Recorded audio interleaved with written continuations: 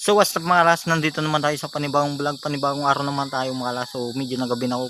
So ngayon mga las, hindi na ako magpatatagal kasi baka ma-full story itong cellphone ko. Ayan.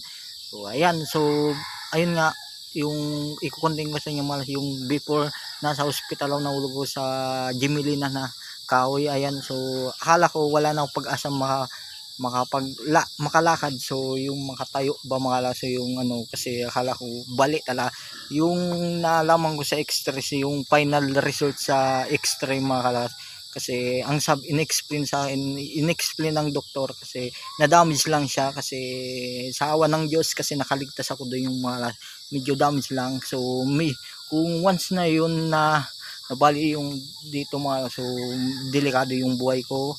Tapos dito kung natukod ko siya mga, so medyo nakaano, kasi nagpapasalamat ako sa aman Diyos. Una-una buong puso ako nagpapasalamat sa aman Diyos. So yung nalaman ko na lalagyan ng stainless na yung sa likod po, ay sa likod ko para makalakad ako mga, yung sabi ng doktor ay maghihintay pa isang taon yata yung malakas sa ospital sa Ligaw, yung magdadalawang simana na ako at malakas. So walang mangyayari doon kasi isang taon magpapagawa pa sa Naga ng yung stainless para makatayo sa ano, sa likod ba.